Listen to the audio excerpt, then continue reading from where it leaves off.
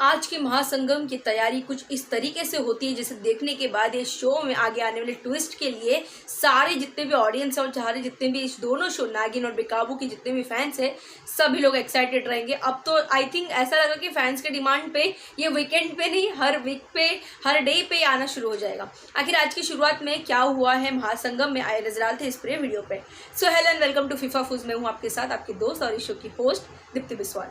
आज की शुरुआत ऐसे होता है कि बेला पता लगाने की कोशिश कर रही होती है कि प्रार्थना की बेटी पूर्वी आखिर है कहाँ। जहाँ एक बेटी का पता तो चल चुका है लेकिन वो बेटी भी अपने माँ बाप के कब्जे से बाहर है, उनके पास नहीं है, लेकिन दूसरी बेटी का भी पता करने की कोशिश कर रही होती है क्योंकि उसने प्रार्थना को प्रॉमिस किया रहता है कि मैं इससे जितना हो सकता है मैं उतना तुम्हारी हेल्प करूँगा और तुम्हारी बेटी को ढूंढने के लिए मैं मदद करूँगी। इसी के साथ बेला को जब से पता चलता है कि आखिरकार कोई तो है, कहाँ तो है, वो उस जगह पे चली जाती है जहाँ पे शादी जहाँ पे हो रही होती है उसके पीछे एक लोकेशन है जहाँ पे उसकी बेटी को कैद करके रखा गया रहता है। एक बेड पे उसकी बेटी सोई रहती है एंड साथ में कुछ 8-10 सांप भी उस बच्ची के देखरेख करने के लिए रखे रहते हैं। और तभी एंट्री होती है राक्षसों की महाराक्षस पार्थिका, जो बोलते हैं और कहीं ना कहीं प्रार्थना ने उसे मार गिराया था, दफना दिया था ज़मीन के अंदर और अभी नागिन मेहर के थ्रू से वो बाहर निकली है और निकली है तो वो भी बदला लेने के लिए पर्पस से आई है। अब देखा जाता है कि बेला जब उस औरत से बात करने की कोशिश कर रही होती है कि तुम यहाँ क्या कर रहे हो, तुम्हारे पास कौन सी शक्तियाँ हैं, तुम कैसे एक बच्ची के पास पहुँची, कौन है, और देखा तो वो जो औरत है पार्थिका वो ताला लगा के बाहर निकला और ऐसी शक्तियों के साथ वो ताला लगाती है कि प्रार्थना की बेटी पूर्वी के पास ना बेला पहुँच पाती है ना प्रार्थना पहुँच पाती है। और यही बात बेला जाके प्रार्थना को बताती है, मैंने तुम्हारी बेटी को शायद देखा है, क्योंकि मैं तुम्हारी बेटी को तो ऐसे नहीं जानती लेकिन एक छोटी सी लड़की है जो कि रूम के अंदर कैद है और तो और उस चीज़ के बारे में एक औरत ने बताया था। वो औरत कुछ अजीब सी है, मैं उसको जानती नहीं हूँ लेकिन मुझे ऐसा लग रहा है कि उसको मैं बहुत पहले से जानती हूँ। चेहरे वाइज से मैं नहीं पहचान पा रही हूँ बट ऐसा मुझे लग रहा है कि मैं उसे बहुत पहले से जानती हूँ। प्रार्थना पूछती है बेला से आखिर कौन है वो, मुझे दिखा दो। और फिर बेला इनडायरेक्टली उसे धक्का मार के, मतलब जानबूझ के, ताकि प्रार्थना के सामने उसका असली चेहरा आ जाए, क्योंकि प्रार्थना तो सबसे छुपाती फिर रही है अपने अस्तित्व, क्योंकि नागिन मेहर को लग रहा है कि प्रार्थना अपनी शक्तियाँ खो चुकी है, प्रार्थना मर चुकी है पुलिस स्टेशन पे जो आग लगी थी उस हादसे में, लेकिन प्रार्थना जिंदा है। प्रार्थना देख लेती है और प्रार्थना को यकीन हो जाता है कि ये कोई और नहीं बल्कि राक्षसों की महाराक्षस पार्थिलिका है।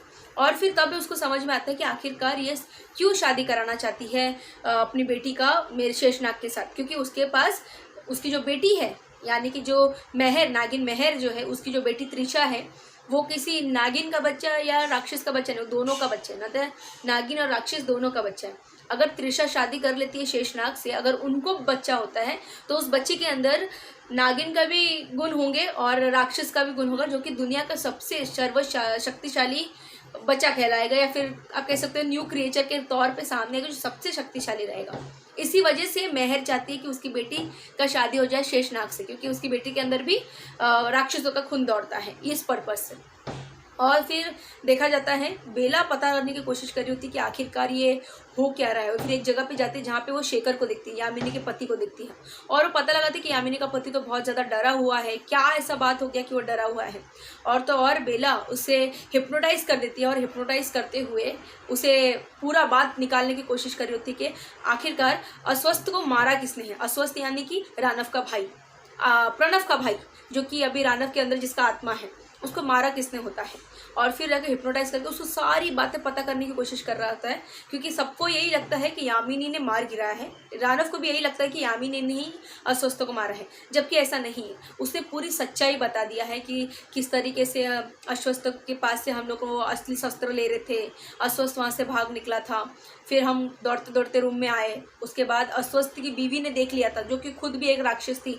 अस्वस्थ की बीवी ने देख लिया कि किस वे से ये लोग के यामिनी और उसके पति शेखर का क्या बात चल रहा था। वो भागते हुए ऊपर गई रानव को बचाने के लिए, रानव को एक दरवाजे से बंद करके लॉक कर दिया और एक शक्ति के थ्रू से दरवाजा ना खोल पाए, इस वजह से उसने उसको लॉक किया था अस्वस्थ की बीवी ने।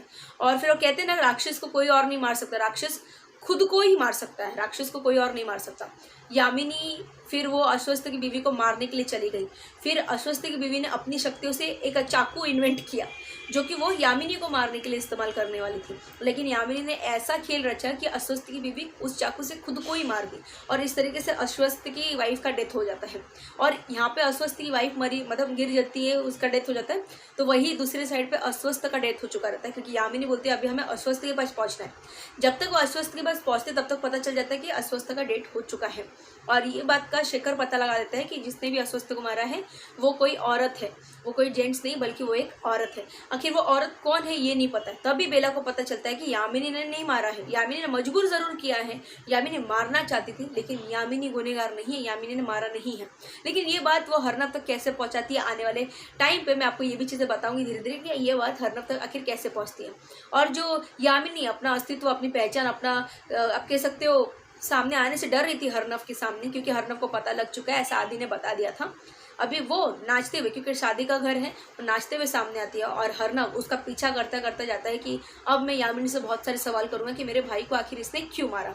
और यामिनी हरनब को देख के भागने लगती है और एक विंडो से नीचे कूद जाती है और हरनब भी उसके पीछे पीछे नीचे कूद जाता है और बेला ढूंढती रहती है हरनब को ताकि वो उसे इनडायरेक्ट वे से इसकी सच्चाई बता पाए। यामिनी ले जाती है रानव को जंगल की ओर और यामिनी साधना करके पा लेती है माँ दुर्गा की वो शक्तियाँ, जिससे आप कह सकते हैं मृत्यु पंच करके एक रस्सी रहता है, जिस रस्सी से अगर आप किसी इंसान को बांध लो उसकी प्राण तो उसके शरीर से नहीं जाता, लेकिन वो कहते हैं ना जीवित मृत्यु होकर रहता है, जिंदा लाश बन के वो रह जाता है।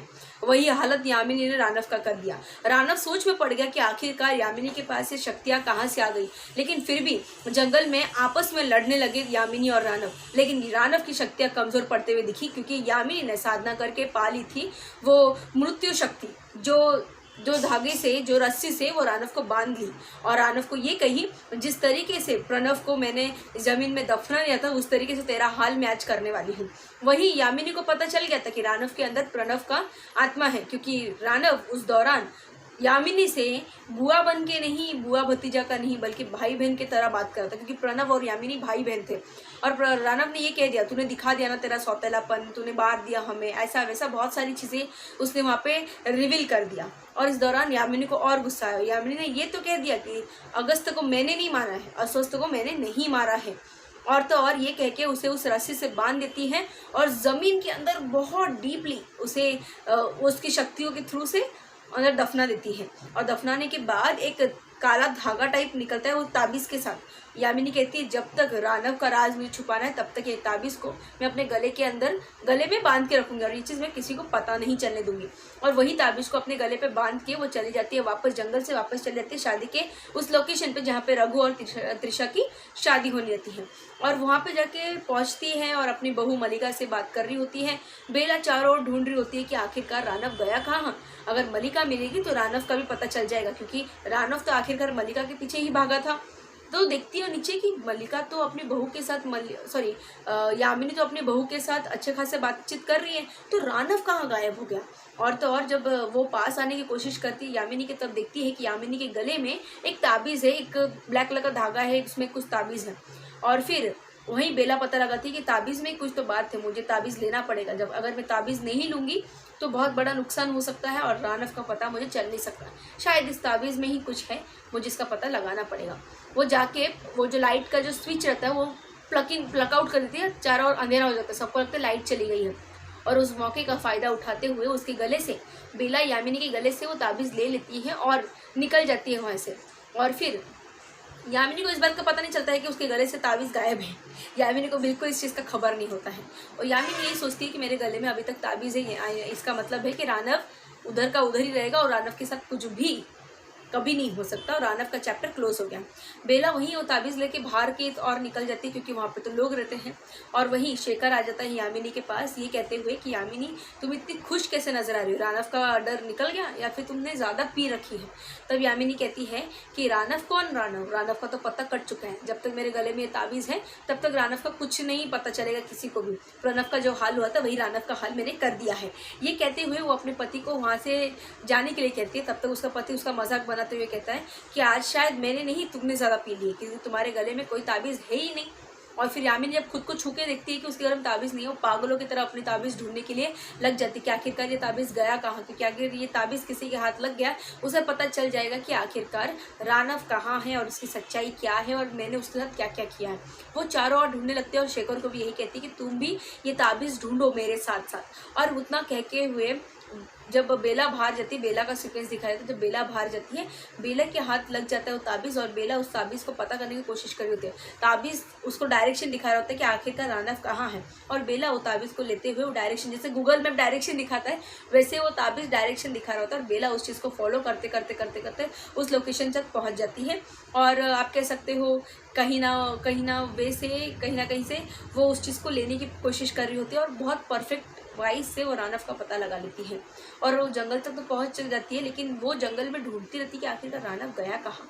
रानव रानव जो जो से वो चिल्लाती रही कि रानव का कहीं पता नहीं चल जाता है। फिर हिम्मत हार के वो नीचे बैठ जाती है, जैसे वो नीचे ज़मीन पे बैठ जाती है तब उसे रानव का आवाज़ आने लगती है, कहते हैं ना हार्ट बीट का आवाज़।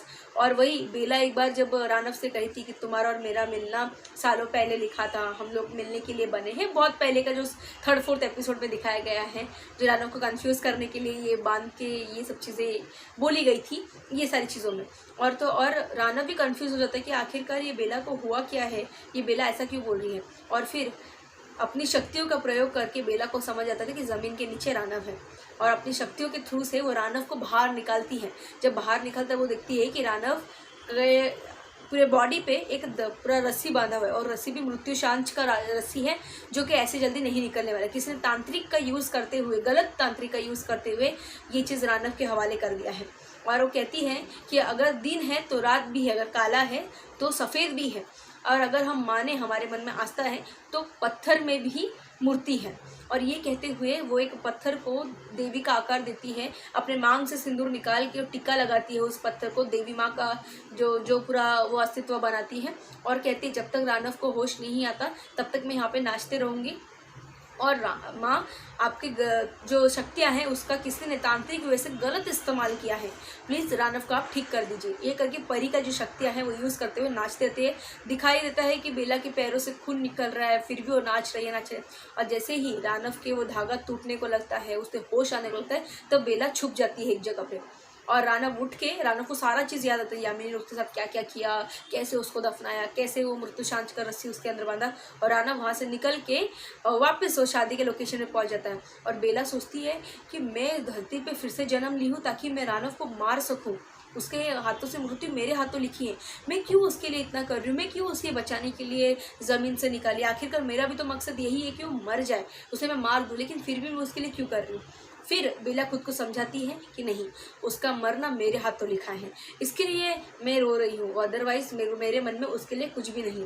ये कह के वो निकलने की कोशिश कर रही होती है। और नागिन का दिखाया गया है कि किस तरीके से तेजस्वी यानी कि प्रार्थना उसका रूप धारण करके अपने पति से खुद शादी करने के लिए निकल जाते हैं, पति रघु के साथ फिर से प्रार्थना शादी करने वाली। लेकिन सभी के नज़रों में प्रार्थना का जो शक्ल है वो त्रिशा से ही मिल रहा है, क्योंकि प्रार्थना ने त्रिशा का हुबहू धारण कर लिया है, हम शक्ल धारण कर लिया और वहाँ पे मंडप पे बैठने की कोशिश कर रही होती है। और त्रिशा चाहती है, यानी कि प्रार्थना चाहती है कि उसका त्रिशा के पिता कौन है इस बारे में पता चले, इसलिए अपनी मम्मी को ब्लैकमेल कर रही होती है, नागिन मेहर को ब्लैकमेल कर रही होती है कि अगर मेरे डैड मेरा कन्यादान करने के लिए नहीं आएंगे तो मैं ये शादी नहीं करूँगी। तो क्योंकि प्रार्थना को जानना था कि आखिरकार त्रिशा के पिता कौन है, और इसके लिए उसने मेहर त्रिशा का गलत इस्तेमाल करते हुए इस दौरान उसने बुला दिया कि यही सही मौका है जब कन्यादान के बहाने मैं जान पाऊंगी कि त्रिशा के डैड कौन है।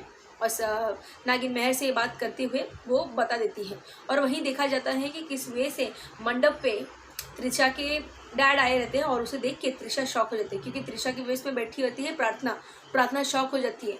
आखिर आगे कैसे ये जिस इंसान को मरा हुआ साबित कर दिया था सालों पहले, वो इंसान जिंदा कैसे लौट सकता है। रानव यामिनी को लेकर वापस से उस जंगल पे चला जाता है जहाँ पे यामिनी ने उसे दफनाने की कोशिश किया रहता है और रानव के पास वो शक्तियाँ आ चुकी होती है। रानव ने उसे ये कहता है कि जिस तरीके से तूने हमारे भाई अस्वस्थ को मारने के लिए वो शक्तियों का प्रयोग किया है, उस तरीके से तूने आज मुझे मारने के लिए शक्तियों का प्रयोग कर रही थी।